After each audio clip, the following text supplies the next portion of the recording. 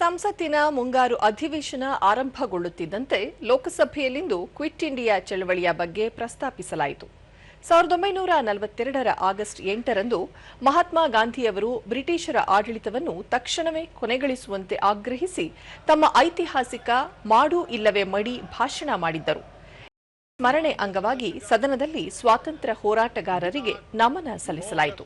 ಸಭಾಧ್ಯಕ್ಷ Om Birla quit India ಚಳವಳಿಯನ್ನು ಆರಂಭಿಸಿ ಬ್ರಿಟಿಷರು ದೇಶದಿಂದ ತೊಲಗಿಸಲು ಹೋರಾಟ ನಡೆಸಿದ ರಾಷ್ಟ್ರಪಿತ ಮಹಾತ್ಮ ಗಾಂಧಿ ಹಾಗೂ ಸ್ವಾತಂತ್ರ್ಯ ಹೋರಾಟಗಾರರ ತ್ಯಾಗ ಬಲಿದಾನವನ್ನು ಸ್ಮರಿಸಿದರು. प्रेरणा लेते हुए लोकतंत्र, स्वतंत्रता, राष्ट्रीय एकता और संविधान में निहित मूल्यों के प्रति अपनी अटूट प्रतिबद्धता को सुदृढ़ करने का संकल्प लेती है. अब सभा भारत के स्वतंत्रता सेनानियों के सम्मान के स्वरूप में कुछ देर मौन रहेगी.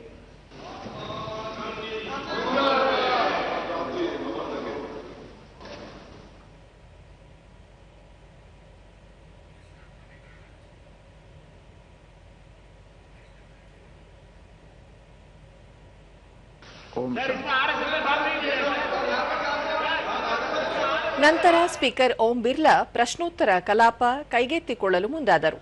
ಆದರೆ ಪ್ರತಿಪಕ್ಷಗಳ ಪ್ರತಿಭಟನೆ ಗದ್ದಲದ ಕಾರಣ ಕಾರ್ಯಕಲಾಪಗಳನ್ನು ನಡೆಸಲು ಸಾಧ್ಯವಾಗದೆ ಮೊದಲಿಗೆ ಅಪರಾಹ್ನ 12 ಗಂಟೆಗೆ ಮುಂದೂಡಿದರು.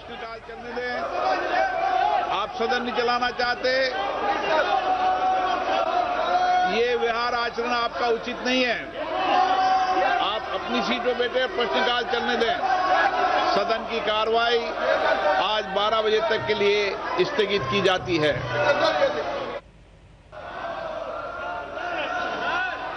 ಮಾನನೀಯ ಸದನ ಮರು ಸಮಾವೇಶಗೊಂಡ ನಂತರ ಸಚಿವ ಜಿತಿನ್ ರಾಮ್ ಮಾಂಝಿ ಸೂಕ್ಷ್ಮ, ಸಣ್ಣ ಹಾಗೂ ಮಧ್ಯಮ ಕೈಗಾರಿಕೆಗಳ ಅಭಿವೃದ್ಧಿ ತಿದ್ದುಪಡಿ ವಿಧೇಯಕ 2026 ಮಂಡಿಸಿದರು. ಪ್ರತಿಪಕ್ಷಗಳ ಗದ್ದಲದ ನಡುವೆ ವಿಧೇಯಕ ಯಾವುದೇ ಚರ್ಚೆ ಇಲ್ಲದೆ ಅನುಮೋದನೆ ನೀಡಿತು.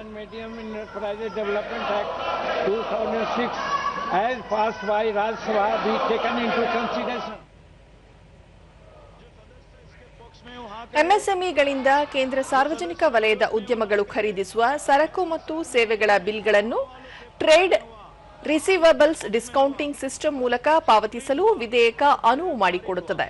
ವಿವಾದ ಉಂಟಾದ ಸಂದರ್ಭದಲ್ಲಿ ಮಧ್ಯಸ್ಥಿಕಾ ಪ್ರಕ್ರಿಯೆ ವಿಫಲವಾದರೆ 30 ದಿನದೊಳಗೆ ಪ್ರಕರಣವನ್ನು ಮಧ್ಯಸ್ಥಿಕೆ ನ್ಯಾಯಮಂಡಳಿಗಳಿಗೆ ಕಳಿಸಬೇಕಾಗುತ್ತದೆ. ಮಸೂದೆ ಅಂಗೀಕಾರದ ಬಳಿಕ ಪ್ರತಿಪಕ್ಷಗಳ ಗದ್ದಲ ಪ್ರತಿಭಟನೆ ಮುಂದುವರಿದ ಪರಿಣಾಮ ಸಭಾಧ್ಯಕ್ಷರ ಪೀಠದಲ್ಲಿದ್ದ ದಿಲೀಪ್ ಸೈಕಿಯಾ ಲೋಕಸಭೆ ಕಲಾಪವನ್ನು ಸೋಮವಾರ ಬೆಳಗ್ಗೆ 11 ಗಂಟೆಗೆ ಮುಂದೂಡಿದರು.